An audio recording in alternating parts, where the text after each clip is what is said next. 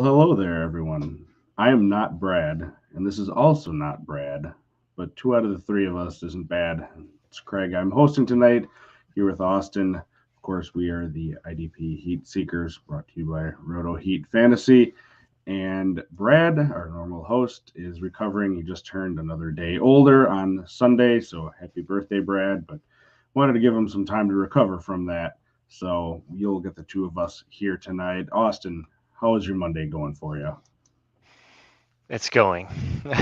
It's going, man. I had quite the eventful evening. We kind of talked about that off air. I won't share the story, but yeah, eventful evening for me, but we're here. We made it, and that's the good news. And I will echo what you said as well to our partner in crime who's not here tonight. We miss you. Brad, happy birthday. Sorry it's a little belated, but we hope to see you next week. Craig, how are you doing? I'm doing all right. It was a busy, crazy day, as they often are with work and kids and all that sort of fun stuff. But we are here. We're ready to go, and we are ready to talk about third year breakout candidates. That is our main topic tonight. So before we get into that, I want to make sure all of you watching us on YouTube, listening after the fact on YouTube, listen to the podcast. Thank you, everyone. Make sure you hit like and subscribe. Give us a rating and review on your podcatcher of choice. Leave us a comment. Let us know if you have any questions tonight if you're watching live. Thank you, of course, again. But any questions that we get, we will be going into in the latter quarter of the show. So we'll make sure to get to those. But again, we're going to be going over third year breakout IDP candidates. These are players drafted in the 2020 class, of course, because that'll be their third year now. And, an interesting thing we had talking about here before we even started really digging into the show was what do you call a breakout player? Of course, you can find things all over the place on the internet for what you call a breakout. And there really isn't one set hard rule, but kind of sort of has that player had consistent for us IDP fantasy relevance over the course of a season or more most of a season. If he played 12 games and was doing amazing and got hurt, he probably already broke out statistically. These are guys that are probably farther down the depth charts that maybe haven't gotten that chance or have gotten some playing time and just haven't taken full advantage of it yet. So, Austin, with that, we are going to go into, we sort of have a list of guys that we want to go over. Got about 10 of them. We'll see what we get through, but go ahead and pick one of the names we went off, and kind of what you like about their situation. Yeah, I think the one that I like the most, and it was actually at the top of our list, is Darrell Taylor from the Seattle Seahawks. He's a defensive end, fantastic player, incredible athlete. I mean, this guy, I mean, you look at him physically, he's huge. He's hard to miss. Very noticeable in his stature and his play. He's done some flashy stuff. I mean, he's definitely shown that he could be a really good player at the NFL level. And I think for him, it's just a matter of getting the opportunity. And I think he'll be able to do that with the Seahawks this year. It looks like he'll have a shot to maybe make an impact on the defense this year. So he's somebody that I wanted to choose and talk about and kind of see what your thoughts were. Yeah, so because all these guys were in the same draft class, really, to kind of give an idea of where he was. He was a second round pick. Tennessee actually traded up out of Tennessee. Tennessee didn't draft him, like I said, Seattle did, but out of Tennessee, Seattle traded up to get him. I think it was from something like the 59th to the 48th pick because that's where he was taken in the class. So they certainly had high hopes for him, and he didn't play at all his rookie year. He had surgery. I believe he had a titanium rod put in his leg during the offseason, and that sort of stuff just carried over where he wasn't going to be able to play for his rookie year, and he didn't. Looking at this past year, that is, so of course, if you paid attention to the Seattle defense at all, it was sort of a mess on that side of the ball. They had brought in Carlos Dunlap, and they're trying to get stuff there. They had Kerry Hyder. It was just a whole lot of not really any useful IDP production, except for I think there were a couple Carlos Dunlap games at the very end of the year. Um, he just didn't pan out for him. I believe he's a street free agent at this point too. Because if you're looking at it, they have Shelby Harris, which they got in the trade for Russell Wilson. Uh, Former probably bust LJ Collier, who's their 2019 first round pick that really hasn't done a whole lot of anything. And then Alton Robinson. Those are sort of the defensive ends that they have currently on roster. Last year, Taylor had a nice little season for a guy for real playing time. He had 5 starts in 16 games, 28 solos and 9 assists, 7 tackles for a loss, and 6.5 sacks. So Yeah. probably moving into a full-time role. I do like the opportunity that he's going to get there. And it's going to be interesting to see how well that Seattle offense does and if they're able to put that defense in a position where they're going to have to regularly be getting pressure and give him that opportunity to help that sack total. Yeah, we're going to talk today about a lot of different players that have a few deficiencies in their game. But for Darrell Taylor, he's a guy that I see a lot less deficiencies. One thing that I think he's going to have to improve on is, his playing instincts and being able to get off the ball and getting timing down. And I think that's going to come with more playing time. And I think once he starts to get more playing time, more reps under his belt, first team reps and in game reps, I think he's going to come along nicely. It's not really a knock that I see on his game that like makes me a little hesitant to say he would be a breakout candidate because his game itself, like he has a nice game. He's a great pass rusher. He really is. He has a ton of ways he can get to the quarterback. He's extremely fast. He's got good bend. His redirect is great. I mean, he can even play in coverage. He's got some pass breakups and things like that. So he's getting his hands up. He's getting in the lane. He is a phenomenal player as far as just being able to go in and just play the game. And I think for him, it's just a matter of being able to get those reps in and just kind of get into the flow of the game and get some more action and he'll come along nicely, I think, probably more than anyone on this list. So that's why I chose him first. Yeah, and to your point, he had some flashes this past year on sort of that sorry Seattle defense. Without playing a whole lot, now we know generally speaking, unless you're one of the really top guys, defensive linemen are usually in heavier rotations because of the nature of the position, how much you get beat up, and you're not going to be having those you know 80% or more snap counts for the most part. But Taylor even really didn't sniff that. His highest snap count of the past year was the 62%, but he was usually in the high 40s, hit the low 50s a couple times. So he was able to get a couple nice games there under his belt to give you those flashes where you'd kind of think, all right, maybe this guy's going to turn around. And I agree with you. He's a guy that, most leagues probably isn't getting drafted or is getting drafted really late, depending on the size of your bench. He's probably in a deeper dynasty league already rostered. But if you're talking about redraft, he's going to be someone to keep an eye on because he will have that opportunity. And to your point, I do think he has a skill set to be productive. So I agree with Absolutely. you on him. Let's stick sort of with that same position, but go to a guy with a very different situation around him. Be Travis Gipson for the Chicago Bears. Now, he was picked in the 5th round, so much later. He's picked 155 out of Tulsa. He's a big guy again. He's like 6'4, 263. I don't think we really went over it, but that's about the same size. 6'4, 267 is what Taylor is. So they're relatively similar in size. But Gipson was sort of miscast, I feel, with the Bears scheme the past couple of years. He was a defensive end in college, and the way the Bears had played that mainly 3-4 defense prior, he was sort of shifted to that outside linebacker, which I feel, was a miscast for him. But the Bears are going to be shifting back to a mainly 4-3 base, which I think he'll be a lot more comfortable in. He's going to be someone that's going to have more competition, I feel, unless they trade Robert Quinn. That would open up, another starting spot on the defensive line. And I do think there's a chance that they trade him. He's going to be 32 years old. I think this year he's probably better suited for a contender than a Chicago team that seems to be perpetually rebuilding here for the past couple of years. How do you feel about the position switch back to defensive end for him? And do you think that's going to do anything for him? Yeah, I definitely think it's going to be a better fit for him for what he does. He's not a tremendous like off-ball athlete, and I'm not really sure that he was asked to do a whole lot in coverage in college. What he was really good at was just getting to the quarterback. I mean, I think in college, 2019 is last year, he had like 8 sacks, 15 tackles for loss, and he got to the quarterback 6 times and had 2 forced fumbles. So he's that's what he does best. I mean, he's pushing upfield. He's a big guy. He's pretty athletic and can do some things. I do think he's still more of a developmental prospect.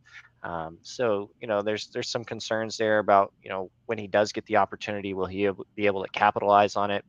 And again, there's still some question marks that are kind of unanswered. Just not having seen enough of him in the NFL to know what his cover skills are going to be like. But I definitely think the move back to defensive end for him is going to be a good move for sure, and we'll see what he does with that opportunity, of course. Yeah, what I liked about him this past year is, he sort of showed that promise towards the end of the year with being able to get to the quarterback once he got a little bit more playing time. Uh, Over the last, let's see here, 3, 4, 5 weeks, he had 1, 0, a half, 2.5 sacks, which if you're looking for a defensive end, that's the sort of production that you want. Now, if he is a guy that ends up being grouped because of how your league works into that sort of edge position, he probably won't have as much viability because I don't think he's ever going to be a huge tackle guy. It looks like the most combined tackles that he had last season was 5, which isn't a whole lot if you're in a tackle heavy league, or if you're going to be grouping him into that group of outside linebackers and those defensive ends that get you a lot of tackles. So I don't think there's as much viability there. But if you're playing in a straight defensive line or a league where you have to be playing a defensive end, I think he could have some viability. Again, pay attention because I think it's going to be predicated on Robert. If Robert Quinn is traded, they signed Al Qadim Muhammad from the Colts, who had a decent season. Again, sort of similar in that probably not ever going to be an outstanding player and crazy athletic making plays there, but the opportunity will be there because I think the Bears offense will be sort of unfortunate for fantasy owners again this year, and potentially lead to more opportunities for that defense. But a guy that you can probably find on waivers in most leagues, unless you're again even deeper leagues than Darrell Taylor, you can probably keep an eye on Gipson.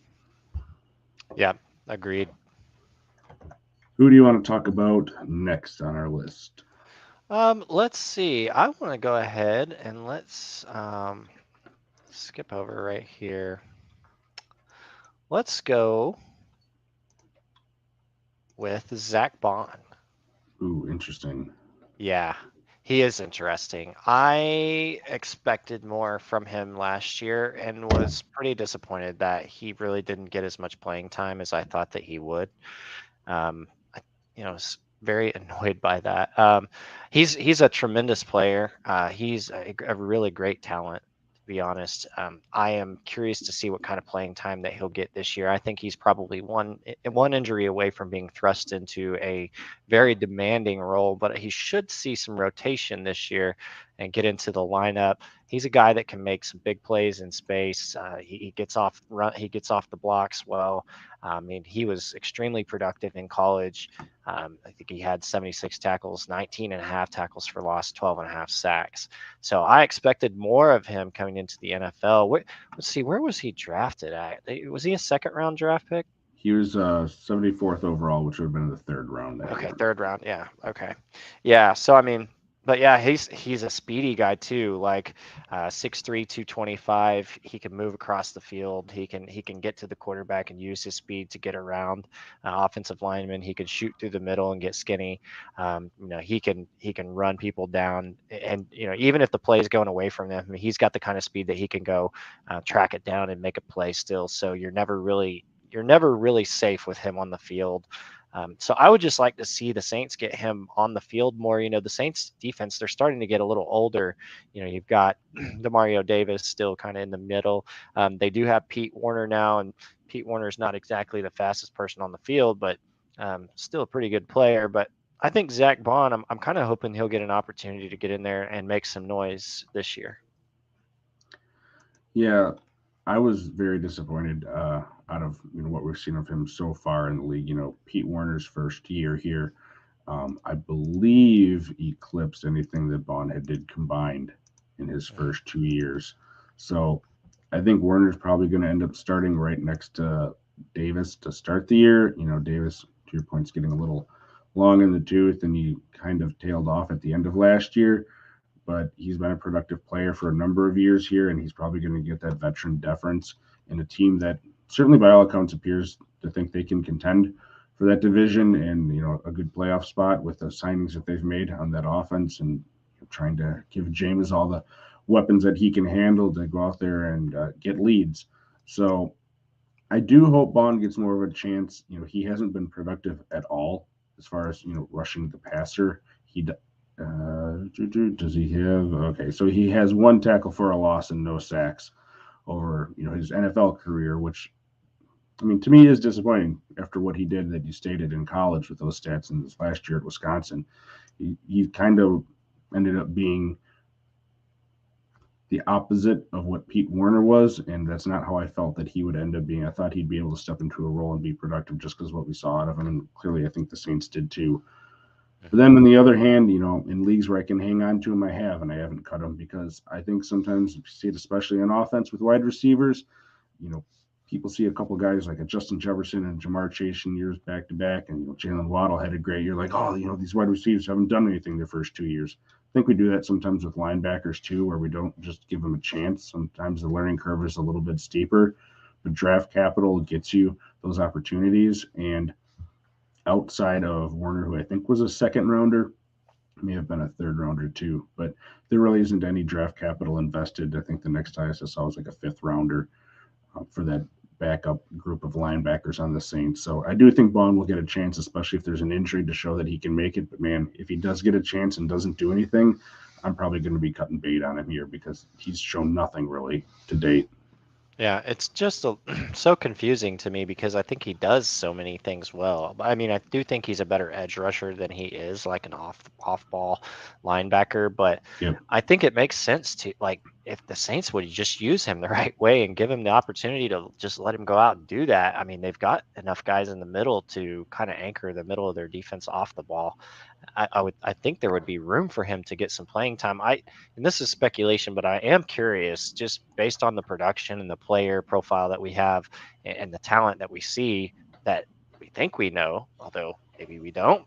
Um, Wonder if this had something to do with coaching. I wonder if the coaching change may have some influence on how much playing time he gets. Was he ever in some sort of doghouse with Sean Payton? I think Sean Payton kind of has a history of doing that at times with players. I'm kind of curious to see if he gets more of an opportunity now with the regime change. So I'll be interested to see how that works out. Yeah, and I was trying to bring it up here, but I think Demario Davis's contract gives him an out here soon. Well, no, not really. Um, he's probably here for another 2 years, whether it's a starting role or a backup role. Looks like it's a 16 and then a $12 million cap hit if they end up cutting him, which is a lot of money to eat for the Saints. They're cap strapped as always. They keep pushing that bill farther and farther out. So it'll be interesting to see what happens. But What maybe is it's the a good cap? reason to keep. What's that? What is the cap? What is that? What is a Yeah, salary well, cap these days? that's a good question. I wish my Cowboys took that approach. They're one of the few teams that seem to be paying attention to it and trying to behave with Jerry Jones of all people owning that team. Like they can't throw money around. But that's neither here nor there. I agree. I really like Zack Baun. I have him in a number of leagues and I got him late and have held on to him. But I think we need to see something here in his third year because, as we know, after his fourth year, he's probably going to a different team and maybe he'll even be a later breakout. Like we saw Charles Harris was like what a seventh year breakout on the Lions last year for being a former first round pick. So there's always that chance that you run. But most of these players, even these guys in the first, 2 days of the draft, which most of these guys that we're going to be talking about today are day two picks. If they don't do anything in their first, 3 4 years, for fantasy wise, they're probably not going to end up being relevant for us. Yep. I'm going to go to a guy that I think will have fantasy relevance this year and a good shot at winning a starting job. That would be Jacob Phillips. He's a linebacker for the Cleveland Browns. He's going to be 23 this year. He's third round pick, 97th out of LSU.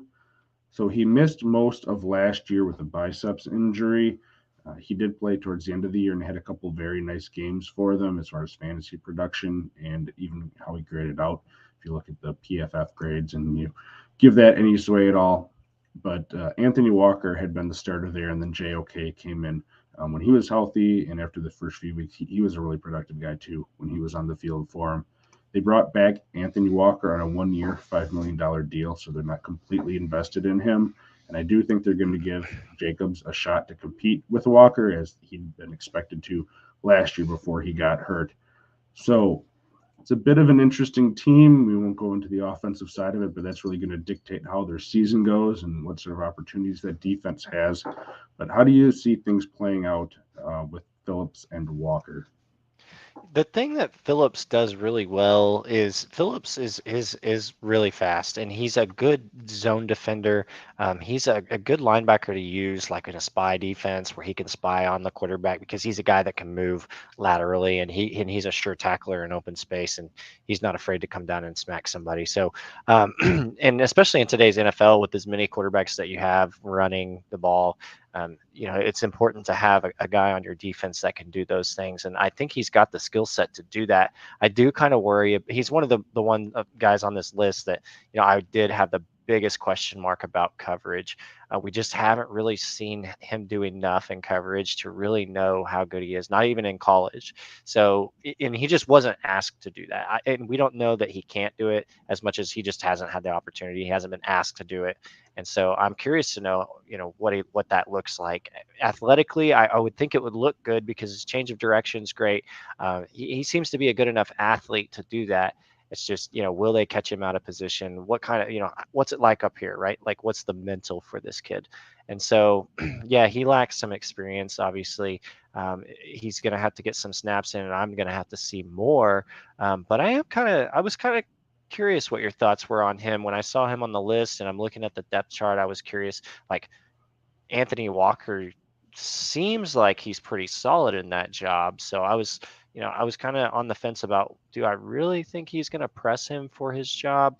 I think they do things. They both do different things, right? So I could see this being more of a situation where they're used in different sub packages, depending on what the offense is doing, depending on what the down and distance is, depending on what the score is, like all these different factors, right, in game. From game to game, you just might not know what you're going to get. So there may be some inconsistencies there with him as far as snap counts and predictability. But he does some things well. He's definitely an intriguing prospect overall. I just do have my concerns with him. So I think we should start by saying I think JOK takes over the main sort of linebacker that you want to have there. They invested high draft capital in him.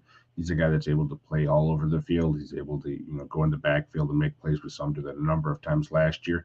He's able to sort of play that safety cornerback linebacker hybrid role, which is super important, I feel, in today's NFL. That versatility of those guys, you're seeing more and more of them come into the league and be used that way. But I also think there's going to be room for more of a traditional linebacker to have fantasy relevance, which is, of course, what we're talking about here. Walker had a nice season. He started 12 out of 13 games.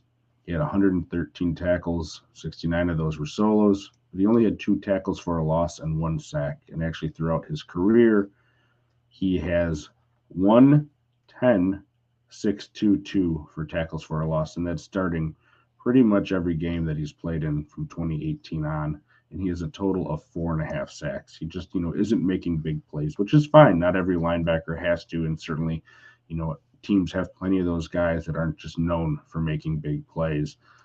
But I think that contract that they re-signed him for, that 1 year, $5 million deal, which isn't big by any means, gives that indication that they want Jacobs to win it if they can. They're invested in him. Third round pick isn't nothing. Like you said, he has a great athletic profile. He's a young guy, and if he can be there next to JOK, they could have a really nice set of linebackers going forward. So I think they're going to give him every opportunity. You can see more of my thoughts on him over at rotoheat.com. I wrote an article in my sort of sleepers for 2022 that you can go take a look at. But yeah, I like him a lot, and I'm really hoping that he picks up where he had left off last year, because he did end the season on a high note, and I think that gave the Browns enough hope that they're going to be able to use him. And if not, maybe Walker does win it out because he's played more to start the year. We know injuries happen. We know a lot of things can happen. Guys can lose their jobs due to injury. We see it every year. So in a dynasty league, he's certainly someone that I'm just going to sit on and be very hopeful for here in his third year. Yep. Who would you like to go over next? So there's so many good ones to choose from. I'm gonna wait on some of these other guys because I can't wait to talk about a few of these other guys. But let's go ahead and let's talk about Terrell Lewis, who is with the Rams. And from what I can tell, it looks like Justin Hollins is really the only guy in front of him that may keep him off the field. Terrell Lewis is an outside linebacker. He's not a middle linebacker. He is a guy who can rush the passer. and he can play in coverage. He could do a lot of things really well. I really like him. I'm not sure I'm sold on Justin Hollins completely. And so I see an opportunity for him to be able to actually challenge Justin Hollins for that starting job. Obviously, this offseason, the Rams brought in Bobby Wagner, which was a huge signing. He'll be anchoring in the middle with Ernest Jones, who they Yep. got last year from South Carolina. I don't expect to see him leaving the field very often. They've got Leonard Floyd, obviously playing outside linebacker, but opposite, there may be some room for Terrell Lewis to get some run, and I definitely like what he brings to the table. He does have some development, some things that need to happen, you know, for me to be really comfortable with him as well. But maybe a guy that if your league is deep enough, you could stash him. He did flash some pass rushing skills, so he definitely does look like he has the skills to do that. He didn't really drop into coverage much, but again, just another guy that may have not been asked to do that very often, and that's just not what he does best. He is Yep. the type of guy who can pin his ears back and go. And create some disruption on the offensive line, and he can get to the quarterback in several different ways. He has a pretty good little bag of moves that he uses. So I'll be interested to see if he can push Justin Hollins for some playing time, because they're gonna have guys that can do some of the things that Justin Hollins does well. I mean, he's more of a tackler. He does less getting to the quarterback, and obviously, I think that they're gonna need some help um, opposite of Floyd. So I'd be curious to see if Terrell Lewis gets that opportunity on that defense to actually make an impact this year. I agree. It's going to be interesting to see which of these guys ends up being the one that sort of takes over, and if there even is one. Sometimes they'll have teams that just split it if they don't really know who. You might have a starter and name that comes out in certain sub packages and all that. So Terrell Lewis versus Justin Hollins is going to be the big question opposite Floyd. They lost Von Miller, who they had gotten via trade, and that's going to be huge, of course. But Leonard Floyd showed, he's broken out now. He showed flashes in college. He was, I think, like a team's pick by the Bears. He just never did a whole lot. I think he had one good season there, and went to the Rams. Um, Playing with that defensive line anchored by Aaron Donald can do a lot of people a lot of good. And then you bring someone in like Floyd, or excuse me, like Miller to be opposite Floyd. It's gone well for him. Now Floyd's got to be the guy, and who you're going to have, Hollins or you're going to have Lewis. Lewis has shown more. He's been in this, so this will be his third year. Hollins has been in the league. This will be his fourth year. He was originally drafted, I think, in the fifth round by the Broncos. He was waived and then went to the Rams. He's done all right. He played 16 games. He didn't start any in 2020. Last year, he played in 8 games. He started two. He has 3 and 2 for sacks, and then 3 and 1 for tackles for a loss. Meanwhile, if you sort of look at what Terrell Lewis has done, he's been about as productive in less time, and he was a higher draft pick too. When you look at where he went, he was 84th overall, third round out of Alabama. He had really nice stats as far as grading out his rookie year, and it sort of dropped off last year, but he didn't play as much either. He, I believe, got injured, and yeah, he was only in 11 games, starting four from last year. He had 3 sacks, 4 tackles for a loss, and he had some big plays in the playoffs. So he was battle tested with the team that way. Again, we're not saying all these guys are going to break out. Just a good chance, at least half of them probably don't or more. It's just sort of the nature of trying to look at these depth charts, see these guys who have gotten some experience where they're going to have opportunity, and pick them up and stash them if you can. It's sort of the point of these guys. If they were big names that had already done amazing things, they're not going to be cheap. They're not going to be guys you can just pick up off the waiver wire. So this is sort of your keep an eye on for third year guys that haven't done much in the league that are going to get an opportunity for you. Yeah, and that's kind of been the issue with Terrell Lewis. Even in college, he did have some injury concerns. He couldn't really stay healthy, but if he can stay healthy, I agree he's going to have a pretty good shot at this. So who are you going with next, Craig?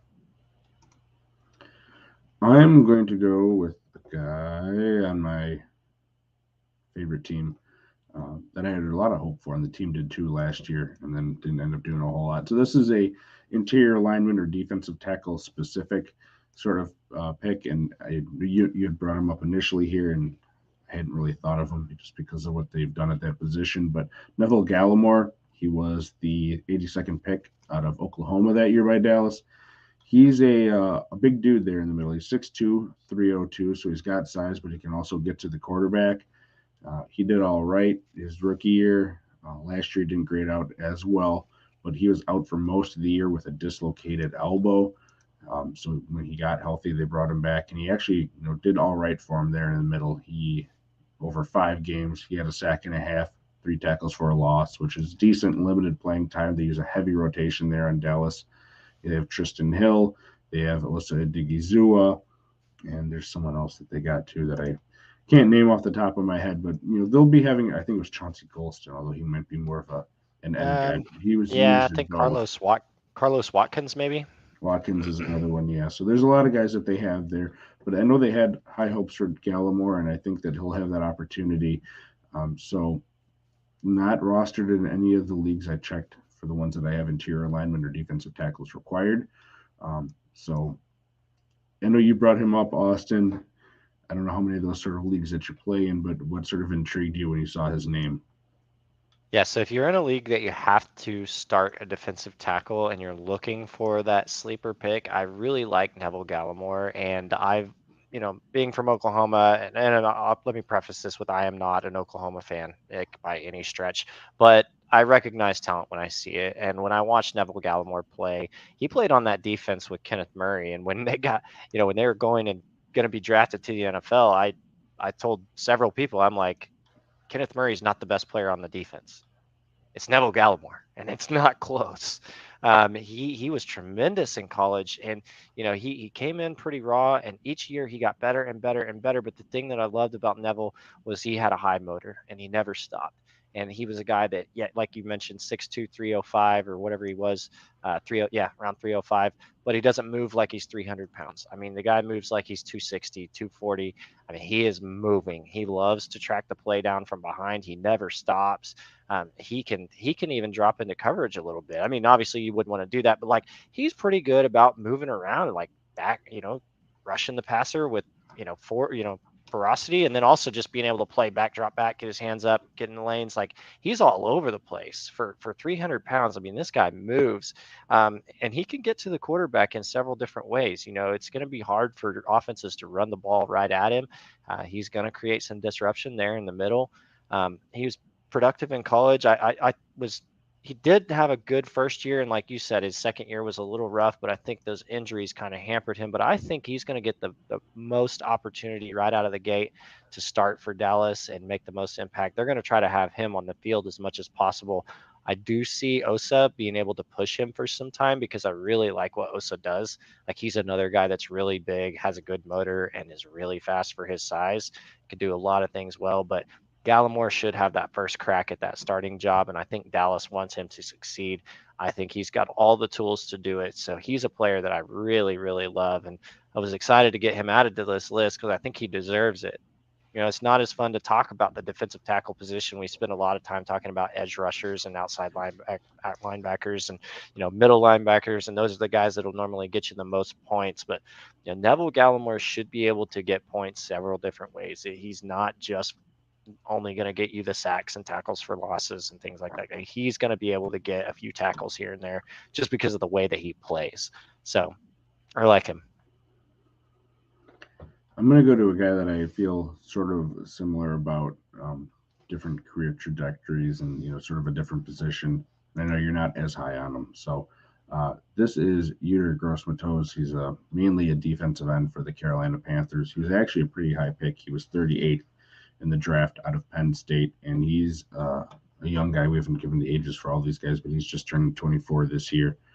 His PFF grades, which again are not the be all end all, it's just one to look at it, how they rank out these players across run defense, pass rushing, those sort of things, and then getting you a combined score if you're not familiar with it, pff.com. But he improved from his first year to his second year. He's, I think, probably likely to start across from Brian Burns, who we know is one of the great defensive ends for IDP purposes. And he showed at the end of last year when Derek Brown was out, I think he had his best game or his second best game of the year, sliding in to play some defensive tackle snaps for the Panthers because he's a big dude. He's like 6'5, 265. They said, he might be able to put on a little weight more to be inside more, but he's got a great athletic profile. He's just, a relatively big, raw guy that has that all the athletic ability in the world to kind of hope turns into someone that they can regularly keep their across from Burns on what is a very young defense, actually. Um, I really like him. He improved year over year, even in terms of his production, which, isn't huge, but he had a sack more, three more tackles for a loss. He had four more tackles overall. Excuse me, he had one more sack, four more tackles for a loss, in just two more games with starting fewer games. His snap share was relatively similar. So seeing that advancement from year one to year two, and then looking at year three coming up here with that higher opportunity, I think I'm kind of excited for what he's going to do. How do you feel about him? Yeah, you're right, and I'll admit, and maybe I'm too low on him. One of the concerns that I have is I think he's going to get pushed by Barno at the defensive end position, and that, like you mentioned, maybe he could slide inside. Although I think Derek Brown, Davion Nixon are two guys that I would keep an eye on the defensive line in Carolina to be able to kind of anchor the middle and get a lot more playing time. But Gross-Matos, he is a big guy. He could slide down in the middle if he stays outside. The thing that concerns me is if he is a defensive end and if that's what he's labeled in your league and you're having to play him at defensive end, he's not a guy that gets a whole lot of tackles. He does have the ability to get to the quarterback, although albeit a little bit slower than most. But he does use his size to his advantage, and he knows who he is, he knows what he is, and he does use that well. But he's not really a guy that's going to get you a whole bunch of tackles, so that's kind of going to cap his ceiling to me a little bit more than some of the other defensive ends. But if you're kind of scraping the bottom of the barrel and you're looking for somebody that you might want to kind of stash, and like we mentioned at the beginning of the show and kind of throughout, is like these are guys that you're going to be able to get for a really great price that you're not going to have to give up a whole lot for, if anything, and maybe able to grab these guys off waiver and stash them and hope that if injuries happen or things like that, you'll have a guy that you can insert and be able to get by with. So in that regard, yeah, he'd probably be a fine guy to own. I can't, knock him too much as far as that goes, but probably a little lower on my list than maybe some of these guys go. I will say he's got some experience. He's at least got the opportunity since he's been there to be in the lineup and like get those real game snaps. So he does bring that to the table. Yeah, and with that, high second round draft capital, I think he'll continue to get it. And I think it'll be even more interesting. We'll have to see how they deploy him coming up here. But if he does slide inside more, where he gives you some of that defensive tackle viability, if you're in leagues that label defensive ends, defensive tackles, and all that, sometimes you get that dual designation. He could be even more valuable if he's getting the majority of those snaps outside, but plays just enough inside to get that dual. Defensive tackle is even more of a crapshoot than defensive ends. If he in your league is labeled as an edge for some reason, certainly not as interested in him from a defensive end and a young guy that did a lot in college as far as getting pressure. Big dude with a nice profile. He's certainly someone that I'm stashing in leagues. So we are getting Yep. down to the end of our list here. I think we have three guys left, and two of them are on the same team. So who do you want to go to left here, Austin? I want to talk about Josh. Is it Uche or Uche? Yep, I believe it. Brad will correct us after the show when he hears this. He's a Michigan guy, I'm but yeah, I think it's I'm Uche. sure he will. And I'll say this, I love this kid. I watched him last year, and they talked a lot about him in the preseason last year, how exciting of a player he was, and it was hard not to watch him as much as they talked about him on the game cast. And so when I was watching, I had my eyes on this kid, and I was really impressed at just like his motor and his ability to move and run and make tackles. And he reminds me a lot of Matthew Judon. And that's not necessarily a comparison because we don't love comparisons, but he does the way he plays, like the energy that he has. And you just watch the way that he could move inside, he could play outside, he could play off the ball. Like this guy is really diverse. They have him listed as an outside linebacker. I like this kid a lot. I like what he does. I like that he doesn't care where you put him on the field. He's going to try to win. So, big fan of his. I think that if he just gets the opportunity, he should be able to capitalize on it. The way that the New England Patriots have used him too plays perfectly into his game, like perfectly. I don't know that he would have any success, as many places, but the New England Patriots make so much sense for this kid, and I really hope that he gets the opportunity, even if it's inside. I mean, this kid, they're gonna, put him in there and just let him play because that's what he does best. So I like him a lot. I like him too. I just feel it's unfortunate where he is because it kind of seems like as long as Matt Judon's there, he's sort of destined to be a backup for Judon because they play the same position. He's played behind him so far. The highest snap count that he's had in the game was under 50%. It was like 47% or something. It was in a 20-point win against the Jets. Which is a sorry Jets fans, a nice opportunity to get guys playing time if you're Bill Belichick and you have that history of winning against the Jets so far. Throughout your career for the most part. Um, he was productive in the limited playing time that he had. I think he had 3 sacks this past year. And it's even more so with the other guy that we'll get into after this since we're on them, which is Anfernee Jennings. They invested good draft capital in him. He's the 60th pick overall. He's good size. He's graded out well. Both years, he's probably actually graded out best out of the out of the breakout candidates that we've discussed. If you look at both their years overalls and the 77 and then like a 61 this past year, great athletic profile. I just don't know that, unless they shift Judon down like inside towards the line more, that they're going to get them both on the field at the same time, and that's not the best way to use Judon. So I don't think Belichick's going to do that. Are they going to go to more having 2 edge guys on the field at the same time? Because quite honestly, the only reason I think we're talking about Anfernee Jennings is just the whole state of affairs with that New England Patriots linebacking core is just off-putting to me from an IDP perspective. They traded for Mack Wilson, who I have some interest in. Bill Belichick liked him coming out of college. They traded Chase Winovich for him. They brought Juwan Bentley back, who was decent, but he's just like a 2-down thumper. He's not a guy to put out there in coverage. And they have just a whole bunch of guys like another guy from Michigan, Cameron McGrone. They got They brought in last Mac year's Wilson. draft, I think. Yeah, I mean, there's just all these guys that seem to be good at 1 or 2 things, but you don't want to have them on the field for 3 downs, which kind of weird because it's the opposite of what Belichick does with their secondary guys. He wants them able to play all over the place all the time. We saw that with Adrian Phillips when they signed and brought him on. I just don't like this linebacking core. So, is there a guy that could break out? Out of the two, I think it's probably Uche, but I think he's going to need someone to get hurt to do that, which just feels unfortunate because Matt Judon was a beast for him last year. Yeah, and I was just fixing to say, I think for me, like the biggest part with this kid is just that high upside play, where if there is an injury and he is thrust into a role where he's going to get a higher snap count, like he is the one player on this list that I feel pretty comfortable. Besides, like we already talked about, Darrell Taylor, who could really capitalize on that. All right, well, like I said, since we're on here, Anfernee Jennings was the other guy. And he was a third-round pick, so the next round he was 87th overall out of Alabama. He played sparingly. He started 4 games. He didn't do a whole lot out of 14 that he played in 2020. He had 10 solos and 10 assists with 1 quarterback hit. Not much at all. Last year he did not play, and I don't remember why offhand.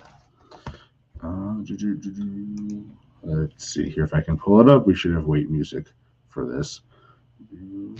I could sing, but I don't think that's a great way to go. But Oh, anyway, he didn't play why at all not? last year. He got an injured reserve. Um, I don't even know if they even said why. But regardless, he was a high pick, and like I said, they don't have a whole lot there. They have Bentley, Mack Wilson, McGrone, Jelani Tavai, who I think is coming over from Detroit and just hasn't done a whole lot in his time in the league. They have Harvey Lange, who I believe had come from the Jets before, and he'd been all right every once in a while in spot start. But again, there isn't anyone that just completely stands out as I got to have that guy. Gone are the days of the Jamie Collins, the Dante Hightower, who could come back. They're both free agents to this point. it's just a huge mess. So you're sort of digging for gold if you're interested in any of these guys. Uche, I think, has more of a defined role as that other edge guy on the team. But Jennings just interests me because he had a nice profile coming out of college. He had decent draft capital, and there just isn't a lot of excitement in that linebacking core. Yep, Jennings, just an Alabama guy. He was a 3-year starter, productive in college. But as we know with Alabama linebackers, Could be fool's gold, yeah. very on brand so far. Yeah, we've seen a lot of Alabama linebackers. For those of you not familiar with IDP and listening, they play behind some great defensive lines. They have really high college production, and then they get to the NFL, and they just don't really live up to it for whatever reason. Now, is it because of those defensive lines being so much better than the offensive lines by and large they were playing against at college? They're making them look better. I don't know. It's interesting. There's sort of that same conversation about those Georgia linebackers actually this year's draft class, and we'll have to see how that plays out. Which linebackers got taken pretty high, with Quay Walker there. Tyndall was, I think, a third round pick or something like that, and same with Nakobe Dean to Philly. Uh, are they a product of their system? Are they more talented than we think because of those questions that we have in our mind? Alabama just has a history with it. So, yeah, I just thought he was someone worth bringing up since we're looking at that draft capital as a big part of this. Yeah, and it's worth talking about, like you said, because that linebacking room is just so messy. We have one more guy here, and then we will get into questions. For thank you for sticking around and listening. Make sure you get your questions in the chat there if you have any for us. But the last one that we have here is a guy that I had in a few leagues as well. I still do. It's Willie Gay Jr. He is a about 6'1", 245 linebacker. He was picked 63rd in the draft, second round, out of Mississippi State by the Kansas City Chiefs. So they had taken him when Anthony Hitchens was sort of, the main guy in the middle, and we thought, oh, maybe he's going to be the new guy to take over. And he didn't do a whole lot. His first year playing for him, he played 8 games. Excuse me, started 8 games out of 16, 39 combined tackles. He had a sack, a couple tackles for a loss. By and large, he actually kind of looked lost, which a lot of young guys do. Then they go out last year's draft and take Nick Bolton, who blew up the world. He was sort of the linebacker to have in IDP fantasy for rookies not named Micah Parsons. And I still think he's going to kind of be that guy in the middle. They used a lot of rotations for linebackers the past few years, I think, while they were trying to find what they wanted to do there in Kansas City. He had a slightly better year, overall. His PFF grades went down, but just statistically wise for us, IDP paying attention, he had more combined tackles. He was a little bit lower on the pressure rating. He had a couple of interceptions and pass deflections. I do think he's a guy that's going to be good in coverage. He's a really hyper athletic guy to have on there that's a little bit different of a linebacker than Bolton, so I think they could complement each other, but he's probably going to be more like, a weak side guy that is out more in coverage. But I do think he should start, and I do think he and Bolton complement each other well, so I'm hoping to bring out the best in each other. How are you feeling about him? Yeah, as a Kansas City fan, I would agree. He's going to have an opportunity to play, and he definitely does complement what Bolton does. But I would say Bolton obviously is the linebacker to own. I'm pretty sure Yeah. everyone knows that at this point. The thing for me, and he's one of the guys on this list that I thought the biggest roadblock in my mind for him is just everything upstairs, right? Can this kid get it upstairs? Like you said, he's got the athletic profile to be decent in coverage, but at times when he was in coverage, he looked really lost. Yeah. And that's kind of a mental part. That's all upstairs. He's got to put himself in position. He's got to be able to like recognize the plays, what's going on, and not get lost in the defense. That's a great way to give up a lot of yards and big pass plays and things like that. He's an aggressive style of play, so when he's tracking guys down. He overruns them sometimes, or sometimes he underruns the angles. He takes bad angles. He's going to have to get better at some of those things. I mean, those are things that he should be doing better. But I think he's going to have an opportunity because of the position he plays. I mean, he's not being challenged by anybody necessarily on the depth chart. He's going to be playing that weak side linebacker. I think Leo Chenal will be opposite, playing that strong side linebacker. But I also think he is going to get subbed out a lot too. I definitely think on those early downs he could get subbed out some. For Leo should get plenty of opportunity to start, and he should. So for me, I don't think this is the year for Willie Gay, and I'm not even sure that he's gonna come around. But he's cheap enough right now. You might be able to get him and wait and see. We could be wrong. Who knows? I think you're right. I think the Chiefs are trying to figure out what they're going to do with their defense, and they really haven't. It doesn't feel like they've got there. Like, I can't give you an answer today, even as a guy who watches the Chiefs, on what exactly their plan is. I think it's going to be a matter of what does Leo look like, and so let's get through training camp. Let's kind of see what he looks like and what he's doing, and let's see if maybe they're able to kind of build an identity with their defense, and then that'll kind of tell us maybe how much Willie Gay is actually going to be on the field, and when he's going to be on the field. I think that's going to be important. So one of the interesting things, and you brought up Chenal, who I had failed to mention, so thank you for that. I do like him a lot, and I do think they could have, three really nice linebackers going forward on their team there, with three of them, like you sort of said, Willie on the weak side, Bolton in the middle, Chenal on the strong side. And I think it's probably unfair to him just because of the nature of what we do. Sometimes we get those feelings about players, but I hope Chenal doesn't go sort of the way that we talked about with Zack Baun earlier, where they're both guys from Wisconsin, both similar in size. They show that ability to get to the quarterback, and just Baun, for whatever reason, hasn't so far in the NFL. So I hope the Chiefs utilize him and are able to maximize his talents too, because I do like him a lot. We talked a lot about him in our rookie stuff before the draft, and then a couple times post draft. So things pan out. I think they could be having a really nice linebacking core with a lot of good athletes that do different things. That really isn't something that we've seen out of Kansas City, oddly enough, throughout this sort of Super Bowl run with having Mahomes. Yeah, Willie Gay's going to have to figure out what it is that he's going to contribute to that defense. And I think the defensive coordinators are going to have to figure it out what it is they need Willie Gay to do. They got to get on the same page for sure. And that is going to do it for us for our third year IDP breakout players. If you're listening again, thank you. We appreciate it. Um, Make sure you hit like and subscribe on YouTube. Turn the notifications on so you know whenever we go live or the Dynasty Heat Seekers go live. I believe there's a best ball show that's going to be starting up soon. There's the Devy Hour, of course, with Brad and Desi on Thursdays, so make sure you tune in for that. And wherever you're listening on your podcatcher of choice, make sure you get subscribed on there and drop us a review. It helps us out a lot. I want to thank everyone for listening, and we are going to be going into the Q&A, if you will, portion of the show here. And we do have a question. We have Benjamin Paul asked, what value would you put on Jordan Brooks in terms of draft picks from 2023, so next year, in a 12-team Superflex IDP league? So I'll let Austin percolate on that and then give us his answer for a moment. But I want to say most of the time when we talk about this stuff, we're going to tell you, hey, how your league is set up with scoring matters. How many players you need to start as far as linebackers versus other positions, all that's going to be important stuff. But if you want to be talking about linebackers that really are sort of, for the most part, scoring proof, I do think Brooks is getting to be up there with a defense and what he showed taking over that from Wagner last year.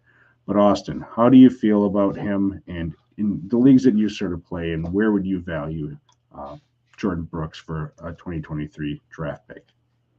Yeah, he's 24 years old, and he's in a great position. He's going to be the leader of that defense now, especially with them moving on from Bobby Wagner. So he's going to be the guy in Seattle. His opportunities are even going to increase more than they have. I think I've got him rated as like a top 12 linebacker, and that's probably even being generous. I mean, I probably have him rated higher than that even on my rankings. I would have to look. And Craig, I'm sure that's probably what you're going to check right now, Yeah, I'll maybe, see if or I can maybe pull not. him up here. Yeah, cool. So, as far as what value, as far as pick value, I mean, that's a great question. For me, it's gonna depend. Most of the time in your rookie drafts, you're gonna start seeing linebackers go in the second. So, for me, it depends on your team structure.